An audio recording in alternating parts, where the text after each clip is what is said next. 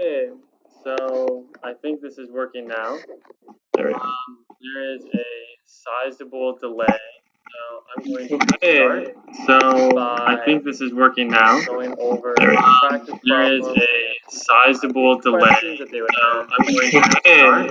So I think this is working now. Going over practice there is a sizable delay, so I'm going to start. So I think this is working now. Going over there is a sizable delay, so I'm going to start. So I think this is working now. Going over there is a sizable delay, so I'm going to start. So I think this is working now. Going over there is a sizable delay. Determine the weight of the block. So the question is here at the end, determine the weight of the block. I think this is working now. Determine the weight of the block. So the question is here at the end, determine the weight of the block. I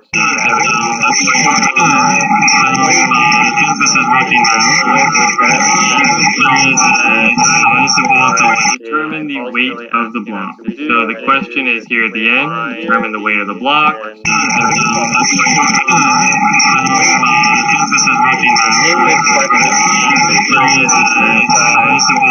Determine the weight of the block. So the question is here at the end, determine the weight of the block.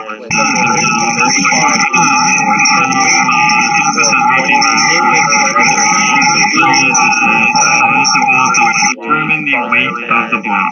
So the question is here at the end, determine the weight of the block.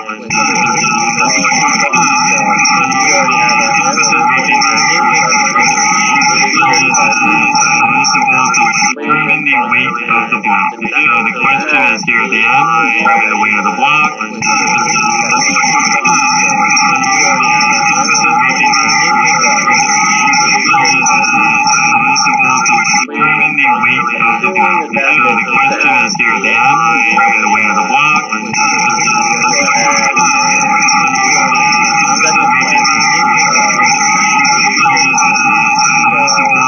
Determine the weight of the block. So the question is here at the end, determine the weight of the block.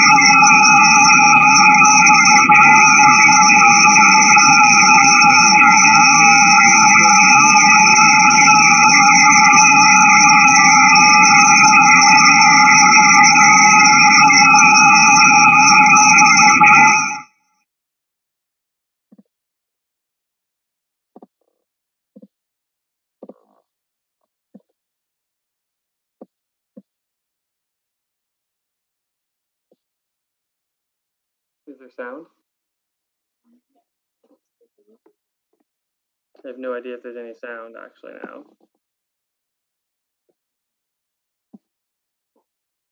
Yeah? Okay, so it was fixed. Interesting. Okay. Sorry about the audio issues. That was kind of bad audio. Now we can get back to the problem. Determine the spring constant of the spring. Okay. So this is clearly not a polished presentation on my part, but again, if you have questions along the way, that's what this is for. Right now, I'm just trying to get through a few sample questions, and if people have questions on these, that's great. Feel free to ask. If you have questions on the actual or other content, that's fine as well. I will try to get to those, but be aware there is about a 30-second lag. So I'll just get to stuff as fast as I can. So back to this question of determining the spring constant of the spring.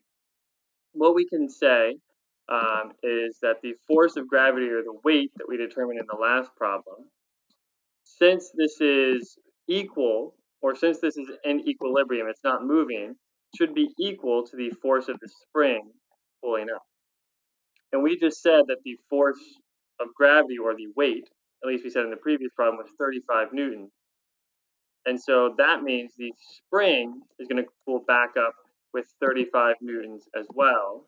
So we can go ahead and continue in our equation to say now 30 newtons is going to be equal to K times 0.01 meters. So we have now figured out what the force of spring is.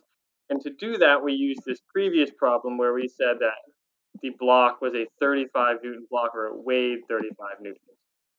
So, as is most problems where the next information will be used for 2 questions or 3 questions. Whatever you get in the first question will probably carry over to the second. Whatever you learn in the second question will probably be important for the third. So we're now finding that what information we found from this question, our 35 Newton weight, is going to be used as a 35 Newton weight, or that's going to be the force of the spring as well. So we now have this equation. At this point, we can divide both sides by 0.1 to get rid of K. And you should find that K equals 350 newtons per meter. And the way I got the unit here is, since we did newtons divided by 0.1 meters, then we just end up with newtons per meter. I'm going to take a small break and see if anybody has any questions. If not, we'll move on to the next question.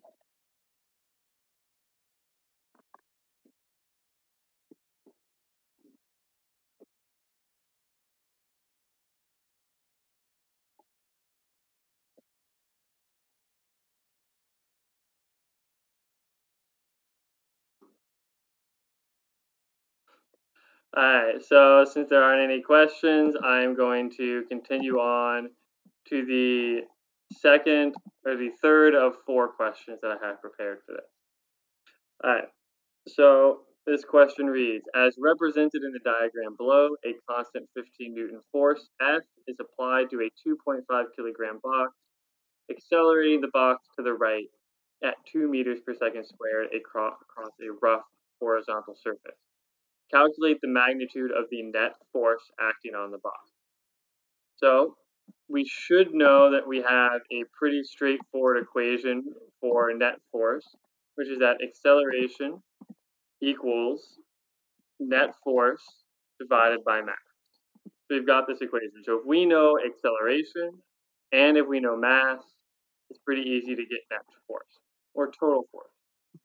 Luckily, in the problem, we are told the mass, a 2.5 kilogram box, and we are told the acceleration of 2 meters per second squared. So we can use that information and go ahead and plug in and try to solve for the net force. So we have 2 meters per second squared And we're just going to put that in right here, meters per second squared. Plug that in for A equals F net divided by what we just said is the mass of 2.5 kilograms. So this is where our work should look like if this were on a test. This would be the first point. We've written out the equation, then we've substituted into that equation with appropriate units. The math to solve this is pretty straightforward. Multiply both sides by 2.5 kilograms, and you should find that your final answer is F net equals 5 newtons. Right? 2 times 2.5 is 5. And all forces are measured with the unit of newton. So that's our final answer. We don't care about this 15 Newton force, at least as of yet, because we're looking for the total force. And while this is the force that somebody pushed with, it is not the total force. There have to be other forces. For example, there's going to be gravity pulling down. There's going to be the surface pushing up. Since we're on a rough surface, there will probably be friction pushing back. So all of those are part of what we're looking into finding. All of those contribute to F net. So we're not just looking at this 15 Newton force as of yet. So the second half of this problem and the last prepared problem I have, unless anybody has extra questions, is determine the magnitude of the force of friction on the box. So at this point, we just determined that F net is 5 newtons.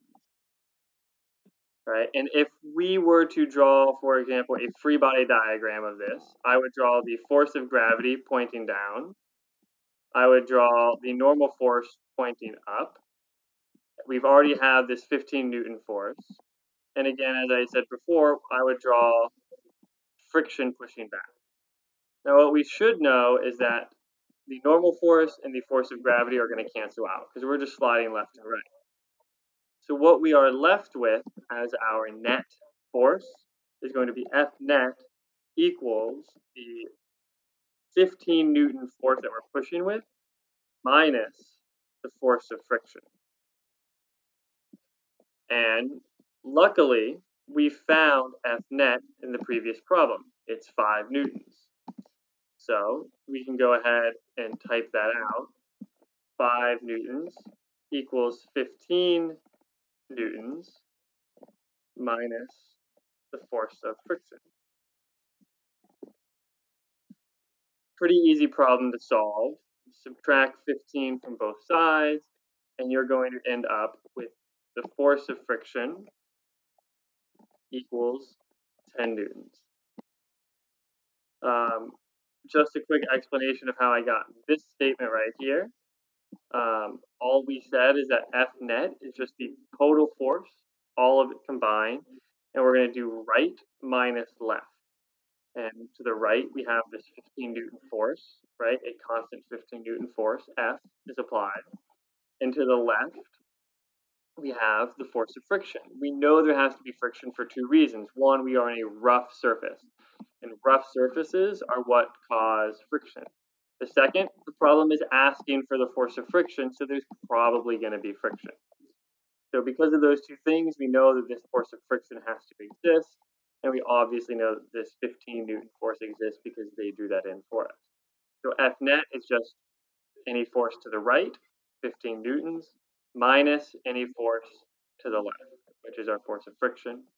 And previously we had stated that F net was 5 newtons. Again, two-part problem. The first part is going to be carried over into the second part. And so we could do a little bit of math and find that the force of friction is going to be 10 newtons. So those would be the questions that I have prepared. People have questions for me. I would be happy to answer them. You'll need to put them into the comments and notice that there is about a 5-second or 11 seconds, I've been told 11-second delay.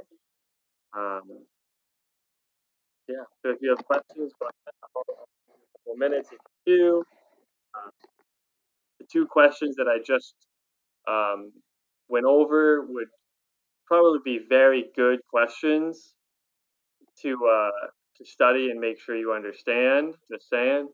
Um, so, but I'll give you a couple minutes. If you have anything to ask, go ahead. If not, then that's what I have prepared. I'm happy to talk about anything else, though. So if you're good, then you can log off and leave. If you have more questions, please.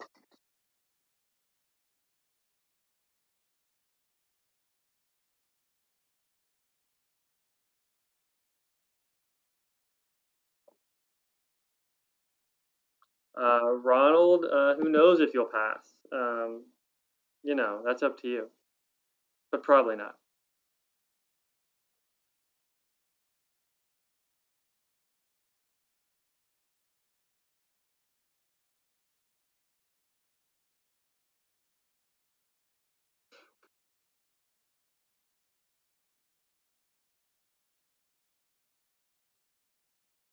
Yeah. So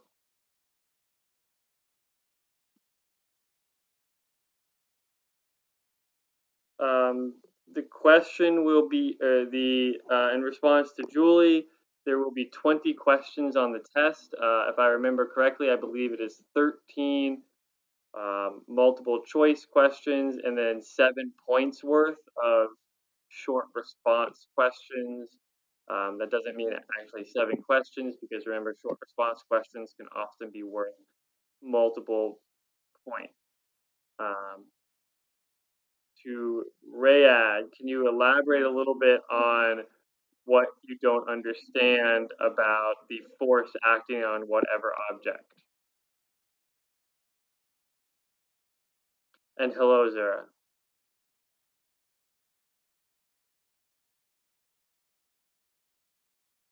Important things to remember just while I give people any time that they need to have. Things can move without having a force on them. That is entirely possible. A force is required to change your motion. So just because you are moving or just because you are at rest, it does not mean there is a force on you. If all the forces on you um,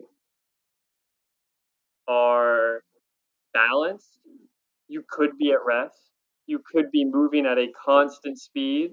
It's just important to recognize that your motion is constant, constantly at rest or constantly moving, just not changing what you are doing. Because change in your motion means you're accelerating, and acceleration is caused by force, right? If you have an unbalanced force on you, then you are changing your motion and you are going to accelerate. So it's just important to put those two things uh, into perspective and make sure you are aware of them because that's definitely going to be important. It's also important to recognize the differences between mass and weight. Mass and weight are not the same thing. Mass is how much of you there is, right? There is a lot more of me than there is of this pen, right? He has less mass. There's less of him than there is of me. Weight is a force. Very specifically, weight is the force of gravity. Um, the force of gravity is measured in newtons, and it is your mass times 9.8. At least on Earth, it's 9.8. On the moon, it would be 1.6. On Jupiter, it's like 15 or 23. I don't remember. It's a much bigger number on Jupiter, but on Earth, it's 9.8. All right, so weight is the force of gravity. It's a force. Your mass is how much stuff you have or how much you're made of. It's measured in kilograms, always kilograms.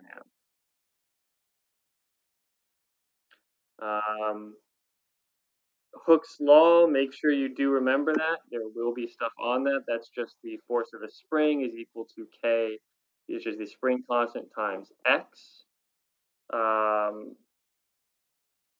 And yeah, make sure you are aware that there are coefficients of friction on your reference table at the front on the first page. Rayad, I will post the live stream on the channel when it is all done. I thought you could rewind, but maybe I'm wrong.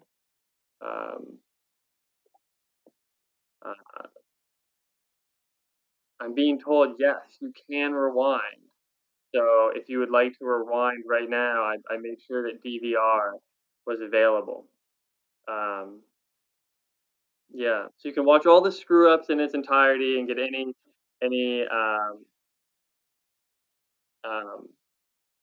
other information. Constant eastward horizontal force of 70 newtons is applied to a 20 kilogram crate. Moving toward the east on a level floor. If the frictional force on the crate has a magnitude of 10 newtons, what is the magnitude of the crate's acceleration? Right? We can definitely do this problem. We have a 20 kilogram crate. There's a 70 Newton force applied to it. There's a force of friction of 10 newtons. What is the acceleration? So I will show you exactly how I would go about this problem. I would draw a box, just like that, and I would say that it is a 20 kilogram box. Next thing I would do is put a little arrow right here. This is going to be the force of the push on it, and this is F equals 70 newtons, just like that. We are also told in the problem, where is it, that there is a 10 Newton push from the force of friction. So let's put that in here. So we know that the force of friction, call it FF, is 10 newtons. So what is the acceleration? Well, my instinct, we're not quite able to get there yet, but is to say acceleration equals net force divided by mass. And the reason that this is what I would start with is because we know mass, we want acceleration, and we know a couple forces. Now, since this is sliding along to the right, we can assume that the force of gravity and the normal force, which also exist, are going to cancel out. Anything that's on a horizontal surface, we're going to say the normal force and the force of gravity cancel out. So we're just looking at these left and right forces. So the net force is simply going to be our force to the right, 70 newtons, minus our force to the left, which is 10 newtons. So we can go ahead and refill some of this stuff in and saying that our net force is going to be 70 newtons minus 10 newtons. And we can fill in our mass of 20 kilograms. Right? So this is rewriting that equation, kind of filling stuff in. Again, net force is just the combination of all the forces you have, anything to the right, minus anything to the left, and anything that's up, minus anything that's down. But our up and down are going to cancel out in this problem. So 70 minus 10. Luckily, all of us can do that, and if we can't, that's what calculators are made for. So we're going to say, just filling that in, we're going to get 60 divided by 20. Please notice at this point, I have removed units. I'm no longer using units. I think that is an advantage to you. This stage is the only stage right here. It's the only one where you need to plug in units. That and your answer. Right? If you plug in units at this stage, you are likely to start confusing yourself with what is a variable, what am I solving for, what math am I actually doing. So in that very first equation right here, plug in with units. After that, my advice is just leave them alone and just make sure you have an answer and or a unit in your final answer. Again, we could all probably do this math, but 60 divided by 20, we're going to get the acceleration is just 3 meters per second squared, making sure that we have appropriate units of meters per second squared, and this is what we should get for our acceleration. Alright, so that's just 60 divided by 20, it's 3.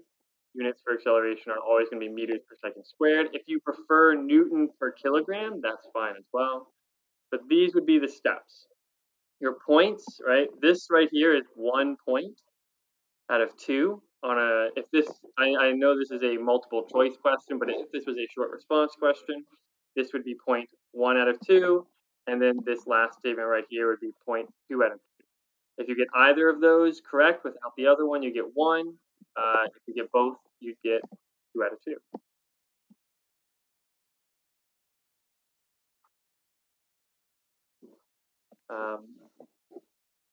So yes, you can, Ronald, I just saw your question. You can label it as newtons per kilogram. That's totally fine.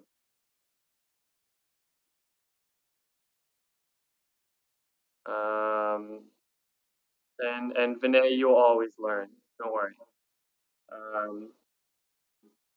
Yeah, I guess my best advice is just to try to remember acceleration. Its differences between velocity, right? Acceleration is not velocity. It is a change in velocity. And Joelle, the reason you subtract both of those forces, right, the 70 newtons minus the 20 newtons, or minus the 10 newtons, is because F net represents the total force. It represents what is left if you combine everything. And when you combine 70 to the right and 10 to the left, you get 60 to the right.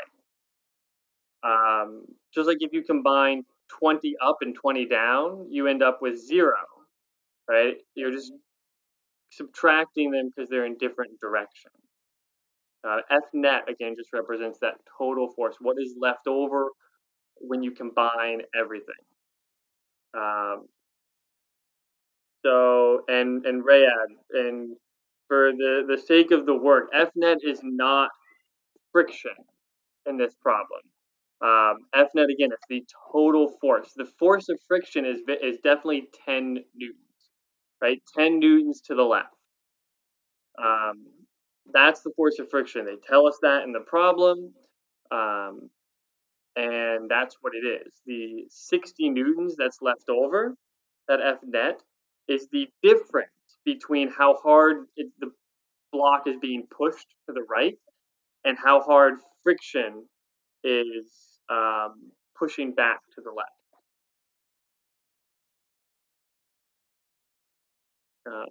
Yeah.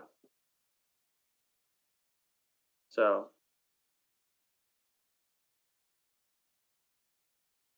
if you have any other questions, I'm happy to answer. I'll probably give it a couple minutes.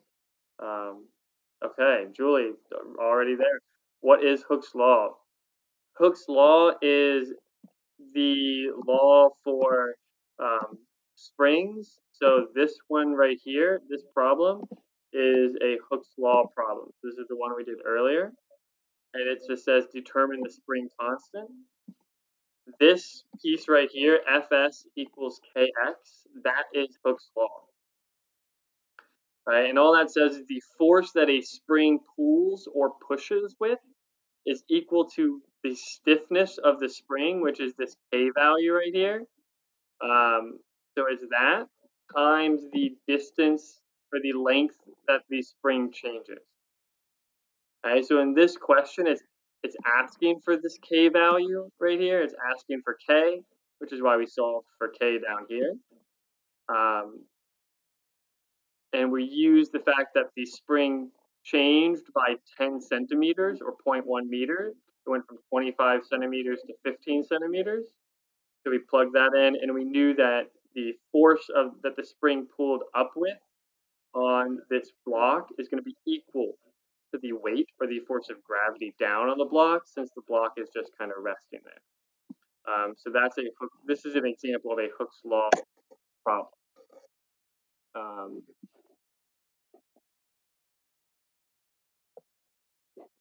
Yeah.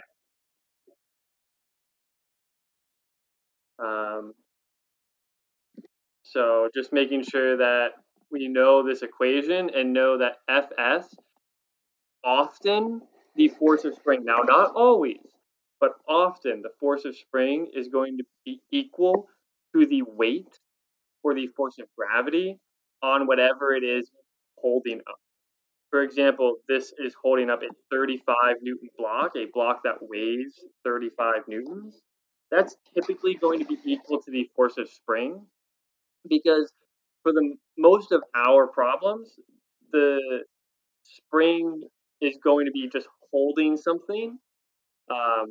And if it's just holding that thing up, then it's got to be in equilibrium, meaning the force the spring pulls with has to counter perfectly the force of gravity that's pulling down. So just being aware of that. So if we ever have something hanging, that's going to be what we end up with. And yes, Raphael, I will have all the practice problems that you worked on, or that you were working on last week. I'll have all of those available tomorrow. Again, if you want to come in tomorrow to work, I'm available first period and second period, so from 9 to 10:30. Honestly, if you came in from 10:30 to 12, I could probably work with you a little bit. It wouldn't be as perfect, but I could definitely work a little bit. And then I'm also free 6th and 7th period, which is from 12:50 to 2:15. There will not be questions for the water dunking activity. That was a two-dimensional problem, actually, which we haven't quite gotten to. We're going to get to that. That's the next unit. So we'll get to questions that are more similar to that later, unfortunately. And if everyone passes, that would be wonderful. I don't know if that's going to be like a special thing. I hope everybody gets 100. That would be fantastic if everybody got. And I am not available during first lunch tomorrow. It's one of the few times. Tuesdays are the worst days. Yes, Tuesdays during first lunch, I'm not available. And Zura, I have no idea what YLYL is, because I'm not hip. And Zura, you can't third yourself.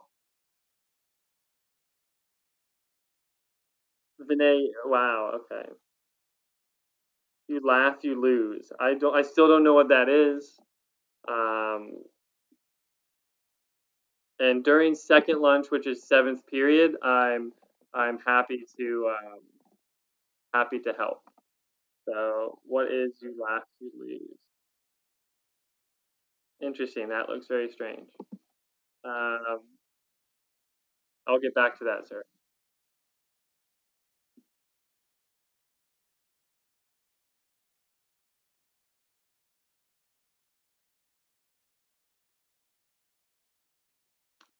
Yeah. Interesting.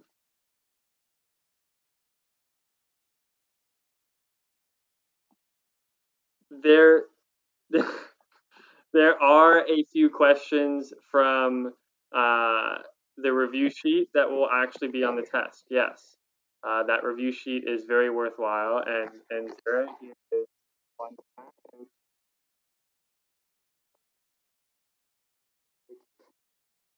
I have no idea if that actually got them in screen. So. And no, Rhea, there will not be a reference table provided. Please bring your own reference table. And Laura just gave me a cat. You can definitely write out all the equations if you would like to on a sheet of paper. That's fine. there's no issue with that, but you need to get that approved from me. So if you choose to write out equations and what letters stand for on a piece of paper, um, you are welcome to put all that out. Just make sure before class or at the very, very, very, very start of class. Because I just need to make sure that what's on there is no more than what would be on the reference table. And no, both of my cats are actually cats. Sometimes. But yes, if you do not want to print out a reference table, that is fine. Just write out any equations or symbols that you would like that are actually on the reference table. You cannot put on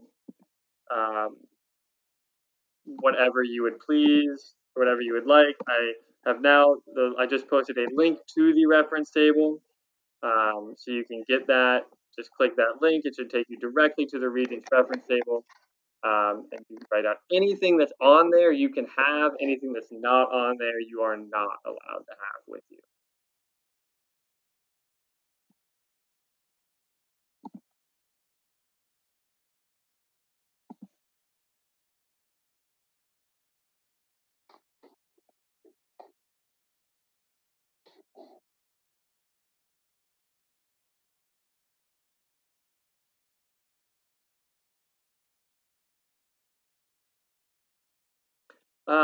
That's up to you whether that is sufficient.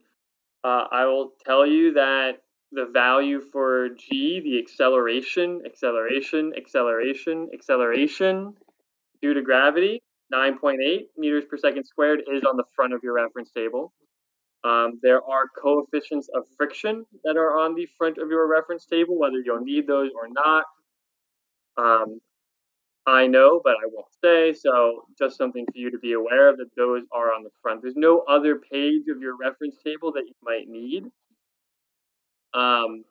but you could need the first page in addition to the last page. It is possible. So I would be aware of the first page.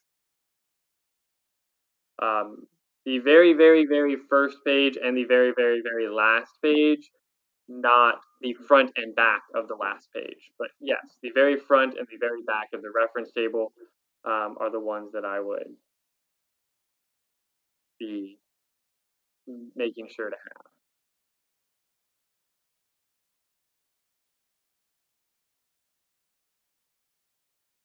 Yeah.